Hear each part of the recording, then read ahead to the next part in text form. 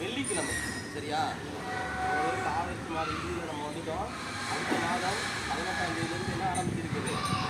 6ஆம் வகுப்புக்கும் 7ஆம் வகுப்புக்கும் பருவத் தேர்வு, முதல் பருவத் தேர்வும், அடுத்து 8, 9, 10 3 வகுப்புகளுக்கும் காலாண்டு தேர்வு நடைமுறை இருக்கிறது. ஓரளவுக்கு இது நம்ம சிலபஸில் போர்ஷன் பாடத்திட்டம் ஓரளவுக்கு அனைத்து பாடத்திலும் நெருக்கி முடிச்சுட்டாங்க. ஏன்னா இதில் 6ஆம் வகுப்பு 7ஆம் வகுப்பு கொஞ்சம் ரெடியாக இருக்குங்க. ஆனால் மற்ற வகுப்புகளை பொறுத்த வரைக்கும் அனைத்து பாடங்களுக்கும் ஓரளவு முடிகிற தருவாங்க. சரியா? அதனால் படிக்க வேண்டிய காலகட்டத்தில் இருக்க அன்றைக்கு பாடத்தை அன்றைக்கே படிச்சிருந்தீங்கன்னா உங்களுக்கு ஈஸியாக இருக்கும். இன்னொரு மிக முக்கியமான தகவல், திங்கட்கிழமை ஆன்லைனில் எண்ணிக்கையில் நம்ம கூட சிறாருக்கு திருமணம் இருக்கோம்ல, ஒன்றுமே எடுக்கலையா?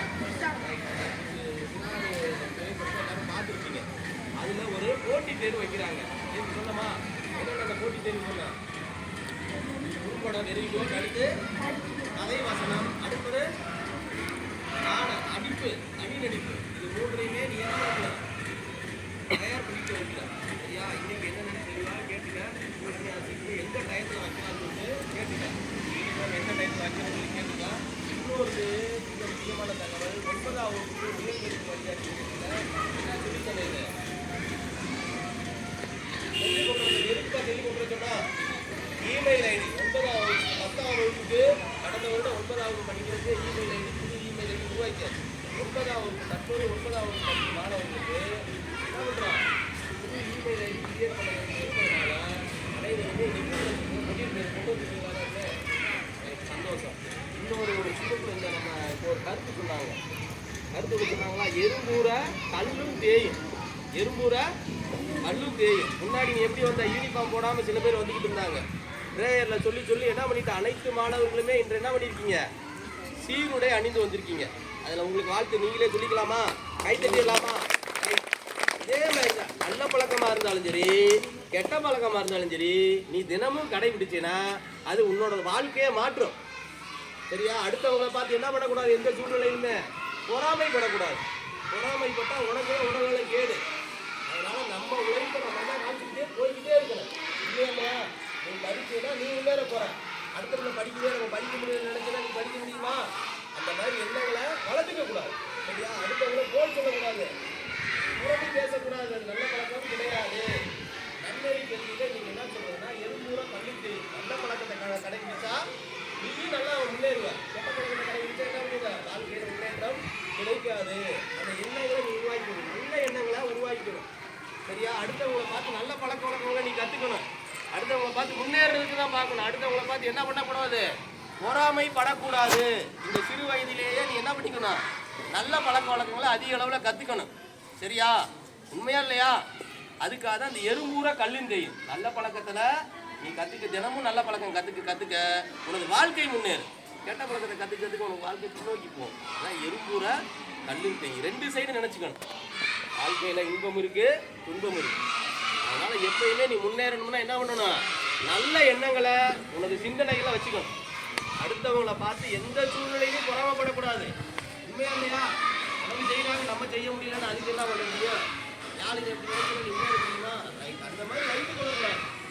அடுத்தவங்க இருக்கிறாங்க, நம்மளும் கணக்கு செய்யணும், நம்மளும் தெரிஞ்சுக்கணும். தெரியலாட்டி கணக்கு என்ன பண்ணணும்? திருப்பி செஞ்சு பார்க்கணும், செஞ்சு பழகணும். அப்படின்னு அடுத்தவங்க பொறாமப்படலாமா?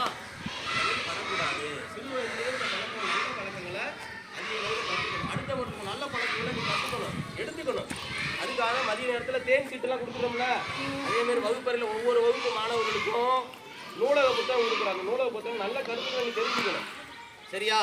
ரைட்டு. அப்போ நீ என்ன பண்ணிக்கிற? சிறார் திரைப்படத்துக்கு போட்டிக்கு தயாராக வந்துடுற. திங்கக்கிழமை போட்டி நடக்கும். எந்த டைம்லேயும் தலைமை ஆசிரியத்தை கேட்டுக்கலாம்.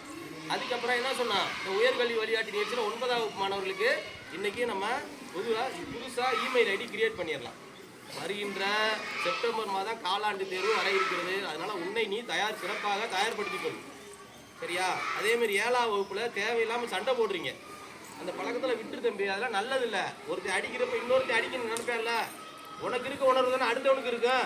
ஏப்பா தம்பி கபிலேஷ், அது மாதிரிலாம் யாரையும் அடிக்கக்கூடாது. நீ அடிக்கிற கிருஷ்ணா, அது நீ அடிக்கிற, அவன் திருப்பி அடிக்கிறான். நேற்று அவங்க அம்மா வந்து சொல்லிக்கிட்டு இருக்காங்க. இது மாதிரிலாம் பழக்கங்களை வச்சுக்க கூடாது. படிக்கிறதுக்கு தான் நம்ம வர்றோம். நம்ம என்ன வேலை செய்யணுமோ அதை மட்டும் செஞ்சுட்டு போய்கிட்டே இருக்கணும். அடுத்தவங்க அடிக்கிறது கடிக்கிறது இந்த வேலையெல்லாம் வச்சுக்கூடாது. 7ஆம் வகுப்பு மாணவர்களுக்கு மட்டும் கிடையாது, அனைத்து வகுப்பு மாணவர்களும் அவங்க வேலையை மட்டும் பாருங்க.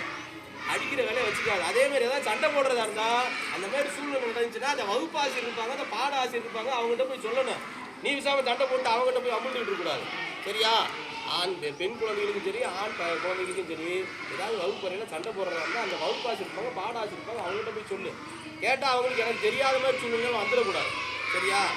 அதேமாதிரி வகுப்பறை ஒழுக்கம் மிக மிக முக்கியம். பள்ளி வளாக தூய்மை மிக மிக முக்கியம். பார்த்தா பேப்பராக கிடக்கு, பிளாஸ்டிக் பேப்பராக கிடக்கு. நமது தலைமை ஆசிரியர் சொல்லியிருக்காரு. என்ன சொல்லியிருக்காரு? அந்த குறுக்குறே இதெல்லாம் வாங்கக்கூடாது. வயிற்றுல என்ன வந்துடுது? புற்றுநோய் வந்துடுது. அதுதான் வரலையா? ஸ்டமக் கேன்சர், வயிற்று புற்றுநோய் வந்துடுது.